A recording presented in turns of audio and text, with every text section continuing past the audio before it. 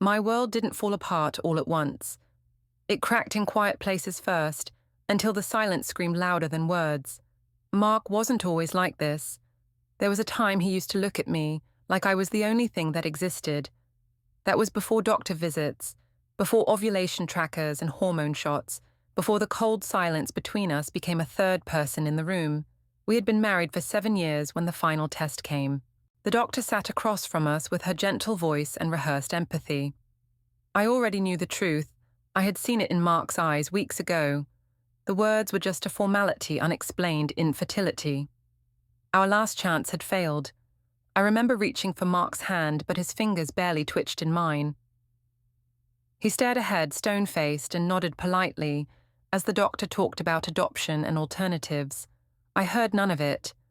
I was watching the man I loved vanish behind his silence. That evening, I made lasagna his favorite. I lit a candle set. The table tried to create something that felt normal. He came home late. No kiss, no eye contact. Just a tired sigh and a glance at the clock. "We need to talk," he said, after pushing the food around his plate for 20 minutes. My heart dropped into my stomach. I nodded, barely breathing. "I can't do this anymore," he said. Those 6 words landed like a knife, but I didn't bleed right away. I just stared at him. Do what I asked already, knowing the answer. This life. This waiting. This emptiness. I want a family, and I need to be honest with myself and with you. He didn't cry. He didn't reach for my hand. He just got up, walked to the bedroom, and began packing a bag. I followed him down the hallway, feeling like a ghost. "Are you saying you're leaving me because I can't have children?" He stopped his back to me. "I'm saying, I need something you can't give me. I didn't sign up for this." His words were a punch I hadn't prepared for. My knees buckled, but I stayed standing. I had to. I didn't scream. I didn't throw anything. I watched him zip up his suitcase and walk out of the house we had painted together. The house where we had picked baby names and made love under fairy lights on Christmas Eve. That night, I sat on the floor of what was supposed to be the nursery. The room still smelled like lavender paint. In the corner was a crib I had bought in secret, a symbol of hope I never got to use. I curled up beside it, my arms wrapped around myself, like I could keep myself from falling apart. The clock ticked. My phone lit up with a message from Mark. "I'm sorry, I hope one day you'll understand." Understand? How do you understand being abandoned for something you can't control? The next day, his mother called. She didn't ask how I was. She didn't say she was sorry. All she said was, I always told him he should have married someone who could give him a proper family. I hung up without a word. The silence in my house became deafening. I stopped answering texts. Friends didn't know what to say. Some said nothing at all. Others tried to cheer me up with phrases like, everything happens for a reason, or maybe it's a blessing in disguise. But nothing about being left at 43 for not being able to bear a child felt like a blessing. I kept the crib, not because I believed anymore, but because I needed to remember. To remind myself that I had tried, that I had loved, that I had once imagined a future that now felt like fiction. Sometimes at night, I would sit in that room and talk to the child I never had. I'd tell them stories, share secrets, cry and laugh like I wasn't completely broken inside. People think grief only happens when someone dies. But I grieved a life I never got to live. Mark was gone. My marriage was over. And the woman I used to be, she disappeared the moment he closed that front door. But something else, someone else was starting to emerge. And I had no idea yet that life was far from finished with me. Grief doesn't always show up in sobs or storms. Sometimes it arrives in the smallest things. The echo of 2 sets of footsteps reduced to 1, a half-full coffee mug left untouched, or the empty spot in bed that stays cold, no matter how many blankets you pile on.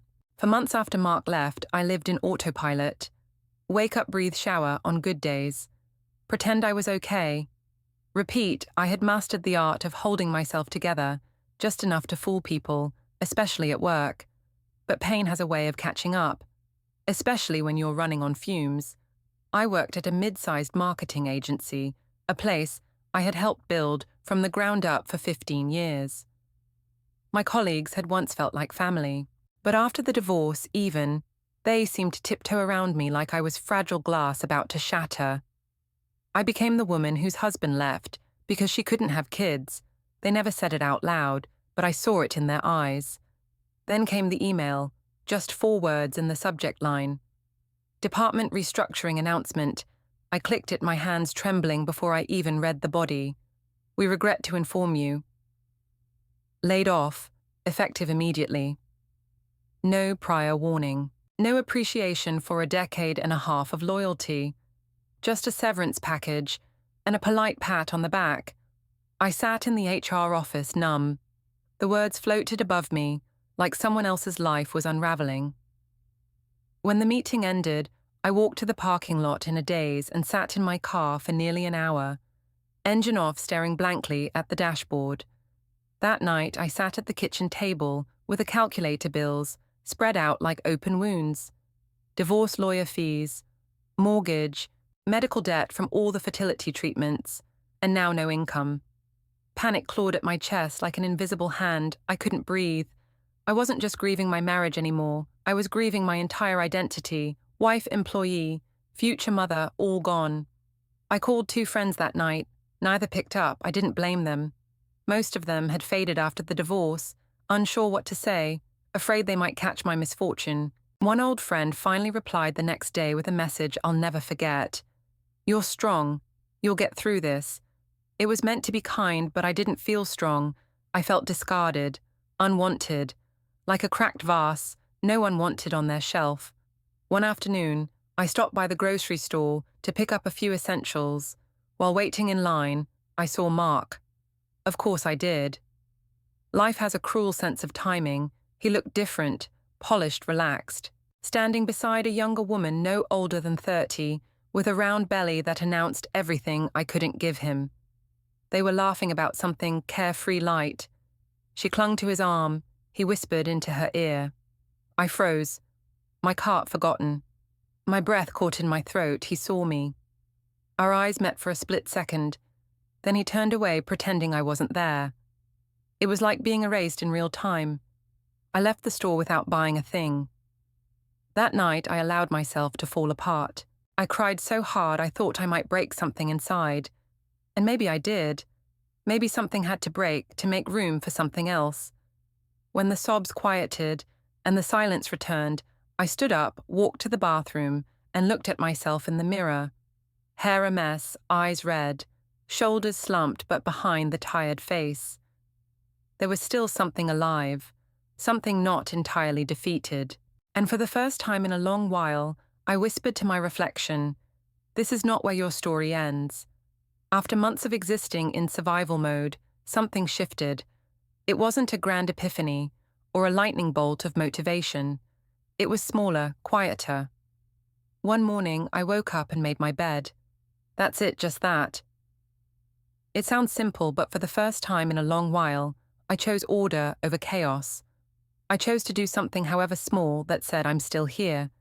It became a habit. Make the bed, wash my face. Eat something more than crackers. The tiniest acts of care stacked together slowly reminded me that I mattered even if no one else seemed to think so. Then came the cupcakes. It started on a rainy Thursday. I had no plans, no income, and way too much time to feel sorry for myself. So I opened my old recipe book one. My grandmother gave me, and baked vanilla cupcakes with cream cheese frosting. I hadn't baked in years. Life, grief, and disappointment had stolen even that simple joy from me.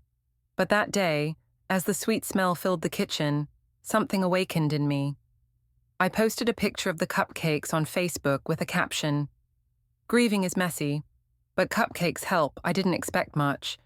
Maybe a few pity likes, but instead, the comments flooded in. "Those look amazing. Do you sell these? I'd buy a dozen right now." A few weeks later, I made a small batch, boxed them with care, and sold them from my front porch.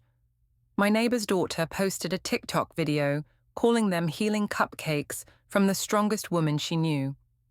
It went semi-viral. Suddenly, I wasn't just baking, I was building.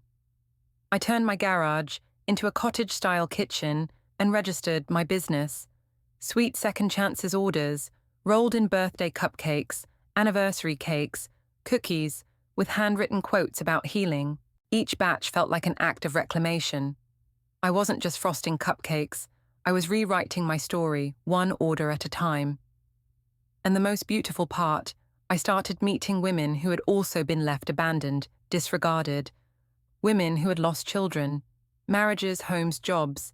We swapped stories over bundt cakes. We cried while measuring flour. I hosted baking nights and turned my home into a refuge of resilience.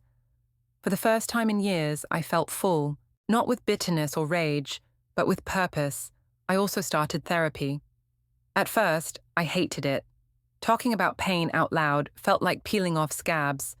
But my therapist, a kind-eyed woman named Lisa, said something I'll never forget. You can't heal from something you won't admit hurt you. So I began to admit it. I admitted I missed the idea of a family, even if it was never real. I admitted I still loved the man who left me, but I wouldn't take him back. I admitted I didn't know who I was without titles like wife or mother, and that terrified me. And then, I started figuring out who that woman actually was. I bought myself a pair of red heels, not because I needed them, but because I wanted to remember what it felt like to stand tall and unapologetic. I walked into a bookstore and bought 3 novels instead of 1. I began saying yes to brunches, art classes, and Saturday farmers markets. I adopted a rescue dog named Junie, half-blind, a little grumpy and completely perfect. Life was no longer something that happened to me. I was living it, mess and all, and then something strange happened. One afternoon, while frosting a wedding cake, my phone buzzed. A name I hadn't seen in 3 years lit up the screen. Mark. I stared at it, hands covered in buttercream heart-thudding. He was calling after everything I didn't answer. Not yet, because for the first time in years, he wasn't the center of my story anymore. I was. It had been 3 years since he left, 3 long, brutal, beautiful years, and now, here he was on my doorstep, Mark. The man who once held my hand as we flipped through baby name books, the man who promised forever then disappeared when the road got hard. He stood outside my bakery with a paper coffee cup in one hand and something unreadable in his eyes. He looked older. Maybe it was the faint lines etched around his mouth or the weight behind his gaze. His tailored jacket hung slightly loose on him. There was a hollowness there that I didn't remember. I wiped my hands on my apron and stepped outside. We stood in silence for a long moment, the hum of cars passing on Main Street in the background. Finally, he spoke. "Hey," he said almost shyly. "Hey," I replied, cautious but composed. He gestured to the sign above my bakery. "Sweet second chances. This yours?" I nodded. "Started it 2 years ago. It's impressive. Smells amazing." I smiled politely, offering nothing more. I wasn't here to make him comfortable. Mark shifted on his feet. "I was hoping we could talk. Can I take you to lunch?" I considered the invitation. A part of me, the old version of me, almost flinched, almost softened. But I wasn't that woman anymore. "I don't do lunches with ghosts," I said gently. That stunned him for a moment. Then he laughed softly, almost sadly. Fair enough, but he didn't leave. Instead, he cleared his throat and said the words I somehow knew were coming. "I made a mistake." He looked down at his hands. "She left the woman I thought I loved the baby. He's not mine. We got a paternity test. She'd been lying to me the whole time." He glanced up at me, his voice cracking. "I lost everything I thought having a child would fix my life. But I ended up alone, broke and ashamed of what I did to you. I stayed quiet, letting the truth sit heavy between us. I see you now," he continued. "Everything you were. Everything you are. I was so blind back then, so obsessed with what I thought I needed. I couldn't see that you were already enough." He stepped closer. "Can we start over?" There it was. The line. The moment every heartbreak novel builds to: the prodigal husband returns, admits his failure and begs for redemption. But life isn't a novel, and I wasn't the woman he left anymore.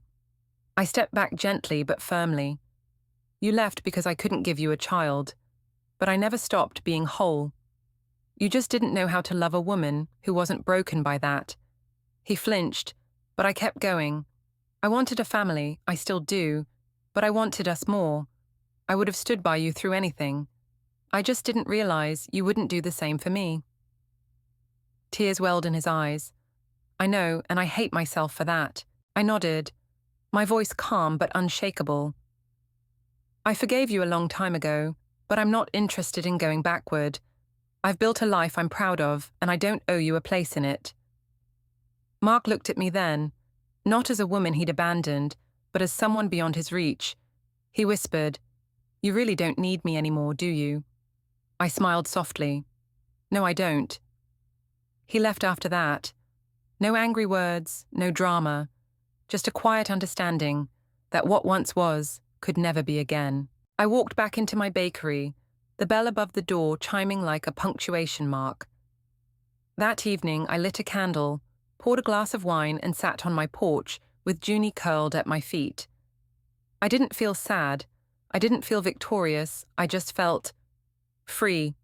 Because some stories don't need a perfect ending. They just need the woman to finally choose herself.